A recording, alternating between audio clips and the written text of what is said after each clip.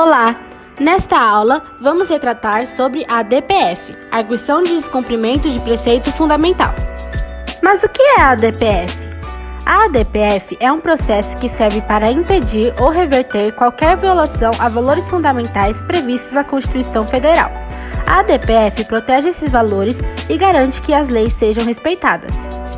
O Supremo Tribunal Federal tem o poder de iniciar e julgar esse tipo de processo, e sua decisão tem efeito para todas as pessoas, ou seja, todas as pessoas têm a obrigação de cumprir o que foi decidido, incluindo os órgãos do Poder Judiciário e do Poder Executivo.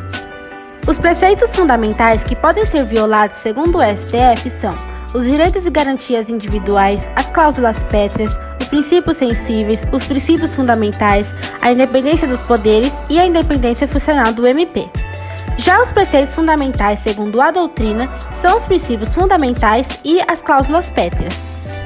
Algumas situações em que a ADPF não poderá ser utilizada: em vetos presidenciais, contra súmulas vinculantes, em substituição a embargos em execução, contra normas constitucionais originárias, para questionar alguma norma anterior à Constituição de 1988 e decisões transitadas em julgado.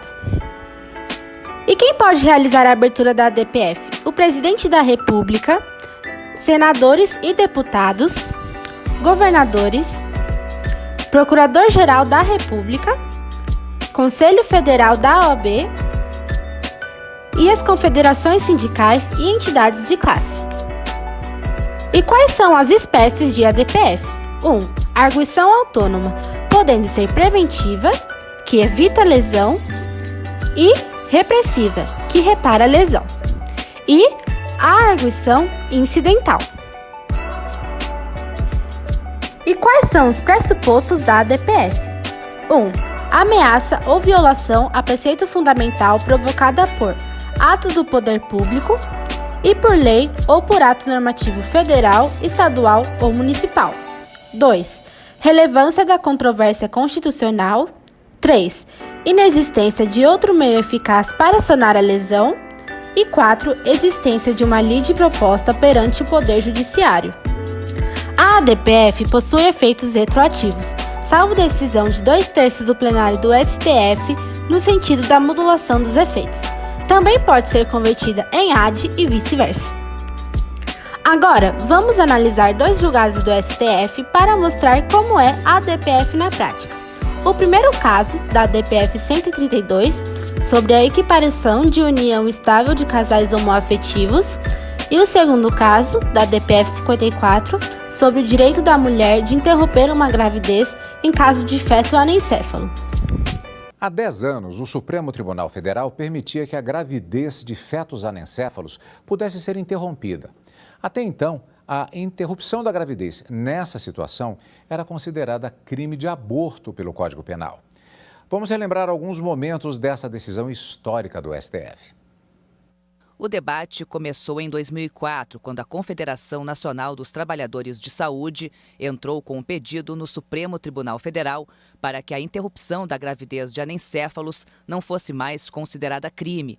8 anos depois, em abril de 2012, os ministros começaram o julgamento que entrou para a história da Corte e acataram o pedido da Confederação. De acordo com o entendimento do relator do caso à época, ministro Marco Aurélio Mello, o feto sem cérebro é considerado juridicamente morto e, por isso, não tem proteção jurídica e, principalmente, proteção jurídico-penal. Por ser absolutamente inviável, o anencéfalo não tem expectativa, nem é ou será titular do direito à vida. Aborto é crime contra a vida. Tutela-se a vida em potencial. No caso do anencéfalo, repito, não existe vida possível. O ministro Marco Aurélio também ponderou que os riscos que esse tipo de gravidez causa à gestante é muito maior em comparação com uma gravidez comum. No julgamento, os magistrados decidiram que médicos que fazem a cirurgia e as gestantes que decidem interromper a gravidez não cometem qualquer tipo de crime. Com a decisão, Para interromper a gravidez de feto anencéfalo, as mulheres não precisam mais de decisão judicial que as autorize. Basta o diagnóstico de anencefalia. O ministro Luiz Roberto Barroso foi o advogado da Confederação Nacional dos Trabalhadores de Saúde. Na época, ele ainda não era ministro da Corte. A definição de aborto do Código Penal pressupõe a potencialidade de vida extrauterina. O feto anencefálico não terá vida extrauterina. De lá para cá, a interrupção da gestação de anencéfalos ficou mais segura e menos traumática para as mulheres que fizeram essa opção. Além da própria interpretação, do Supremo de que não deve ser considerado um crime, foi justamente o estabelecimento de uma política de saúde para tal. Então, tem normas técnicas do Ministério da Saúde que regulam como esse acesso deve acontecer e também que dão proteção não só às mulheres, às pessoas que gestam, para entender em que circunstâncias elas podem acessar essa interrupção, mas também aos próprios profissionais da saúde. Então, hoje em dia existe essa política estruturada e as mulheres podem acessar essa interrupção sem precisar acionar a justiça. O Supremo Tribunal Federal, senhor presidente, no estágio em que já se acha este julgamento, está a reconhecer que a mulher, apoiada em razões fundadas em seus direitos reprodutivos e protegida pela eficácia incontrastável dos princípios constitucionais da dignidade da pessoa humana, da liberdade, da autodeterminação pessoal e da intimidade, tem o direito insuprimível de optar pela antecipação terapêutica de parto nos casos de comprovada malformação fetal por anencefalia ou então legitimada por razões que decorrem de sua autonomia privada, o direito de manifestar a sua vontade individual em clima de absoluta liberdade pelo prosseguimento natural do processo fisiológico de gestação. Há 10 anos, uma conquista marcou a trajetória da luta pelos direitos do público LGBT. Em uma decisão histórica, o Supremo Tribunal Federal reconheceu a união homoafetiva.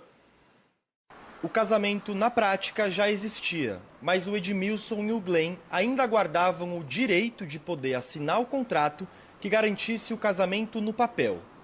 2 meses depois da resolução do Conselho Nacional de Justiça, em 2013, eles foram ao cartório.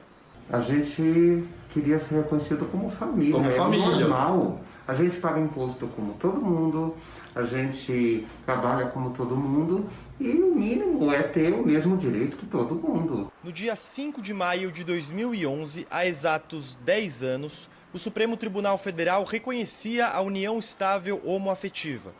Foi o que abriu caminho para o casamento, 2 anos depois. Isso foi um avanço da nossa Suprema Corte, que reconheceu, de fato, como garantia de equidade entre um casal heteroafetivo e um casal homoafetivo. Apesar da resolução favorável, o casamento homoafetivo ainda não é garantido por lei. É óbvio que se isso fosse garantido por lei, nós não teríamos casos, por exemplo, de algumas comarcas onde existem pessoas que impedem o reconhecimento. A Lívia, uma mulher lésbica, acha que o reconhecimento legal da união estável demorou, mas houve avanço. Eu acho que essa lei veio no sentido mesmo do respeito, a diversas pessoas LGBTQIA+. Essa população que sofre diversos preconceitos, e um dos preconceitos era o não reconhecimento dessa união estável, era o reconhecimento dessa vivência amorosa, o reconhecimento do casamento civil.